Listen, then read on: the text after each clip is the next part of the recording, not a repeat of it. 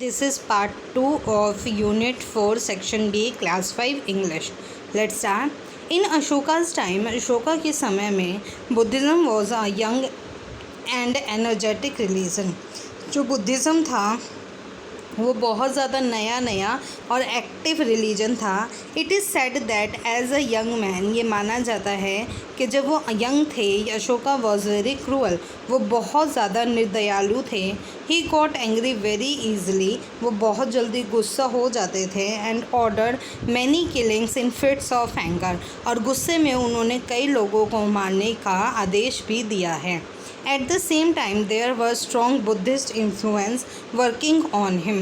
उसी समय बुद्धिज़्म का जो रिलीजन है वो उनके ऊपर काम कर रहा था. His wife, the daughter of a merchant of Vidisha, जो कि एक विदिशा के मर्चेंट व्यापारी की बेटी थी, was a firm believer in Buddha's principle. वो बुद्धा के जो भी नियम होते थे बुद्धिज़्म के उनको मानती थी. Of love and peace.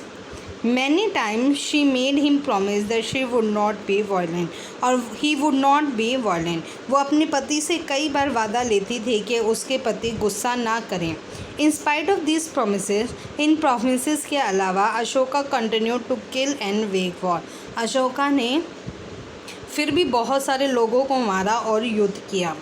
Another great influence was of his young nephew निग्रोहा.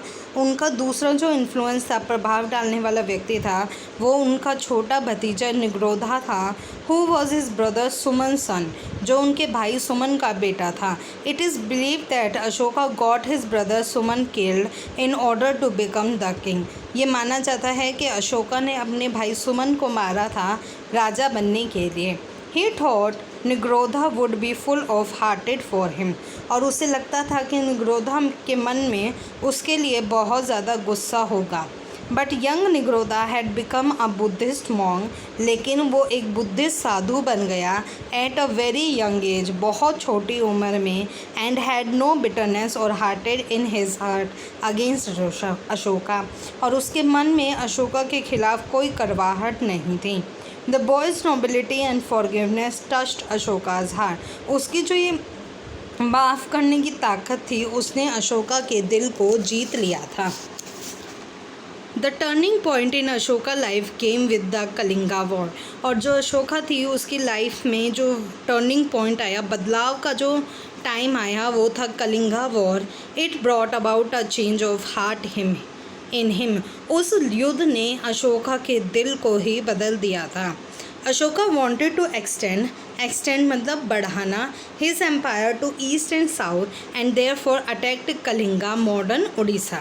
Like all wars it ended in a huge loss of life. जैसे बाकी युद्ध में होता था वैसे ही ये युद्ध भी बहुत सारे लोगों की जान लेकर गया.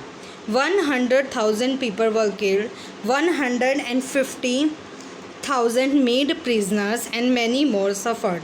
The horror of such destruction filled Ashoka's heart with deep sorrow.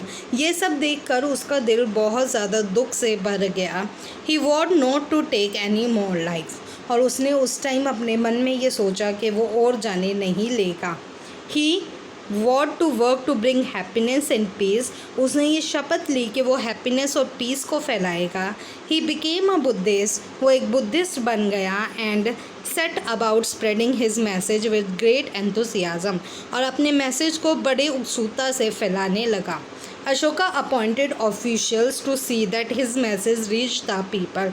और अशोका ने लोगों को अपॉइंट करना शुरू कर दिया ताकि वो ये देखें कि उसका मैसेज लोगों तक पहुंच रहा है या नहीं.